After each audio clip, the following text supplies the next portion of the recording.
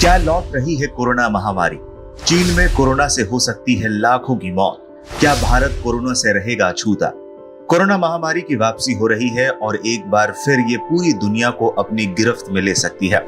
इसकी शुरुआत चीन से होने जा रही है। अंदेशा जताया जा रहा है कि चीन की लगभग 60% आबादी कोरोना से संक्रमित हो सकती है और लाखों लोगों की मौत भी हो सकती है। जाहिर है, ऐसा हुआ तो भारत भी अछूता नहीं रहेगा। अमेरिका में महामारी विशेषज्ञ और स्वास्थ्य अर्थशास्त्री एरिक फीगलडिंग ने अंदेशा जताया है कि अगले 90 दिनों में चीन के 60% से अधिक और दुनिया के लगभग 10% आबादी संक्रमित हो सकती है और लाखों लोग मारे जा सकते हैं। अमेरिकी अखबार वॉल स्ट्रीट जर्नल ने एक रिपोर्ट में दावा किया है कि कोविड-19 रोगियों के लिए तय किए गए बीजिंग के शमशान घाटों में से एक शवों से भर गया। फीगलडिंग के अनुसार चीन कम्युनिस्ट पार्टी का कहना है कि जिसे संक्रमित होना है संक्रमित होने दे, जिसे मरना है उसे मरने दे।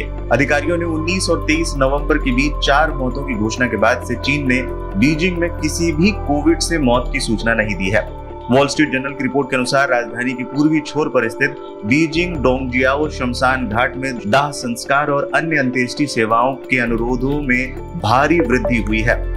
अमेरिकी अखबार ने कहा है कि अंतिम संस्कार करने वालों के अलावा ताबूत, फूल, कलश और अंत्येष्टि के काम करने वाली दूसरी चीजों की बिक्री करने वालों का कामकाज बढ़ गया है।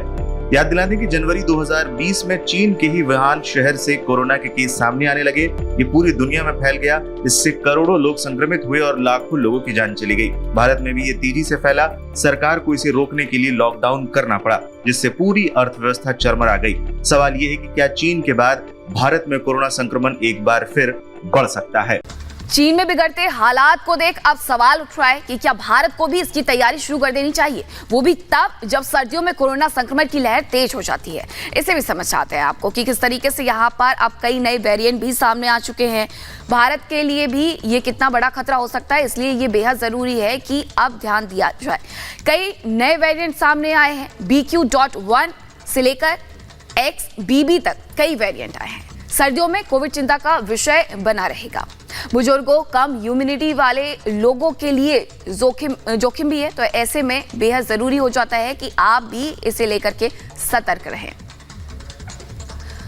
और चलिए अब आपको दिखाते हैं, बताते हैं कि फिलहाल हमारे देश में कोरोना की स्थिति क्या है। ये भी आपके लिए जानना, क्योंकि बेहद जरूरी है कि हमारे देश में क्या कुछ चल रहा है। एक दिन में करीब 100 मामले सामने आ रहे हैं। एक्टिव मरीजों की अगर हम बात करते हैं तो करीब 3500 मरीज है और ठीक होने की जो दर है वो अब 98.8% है। यानी कि अभी स्थिति बेहतर बनी हुई है, लेकिन ध्यान देने की आवश्यकता है। अगर आप ध्यान देंगे तो इससे बच पाएंगे। सर्दियों में सबसे ज्यादा खतरा होता है, इम्यूनिटी वीक होती है और ऐसे में आप जल्द से जल्द इसकी चपेट में आ सकते हैं और इसी वजह से ये बेहद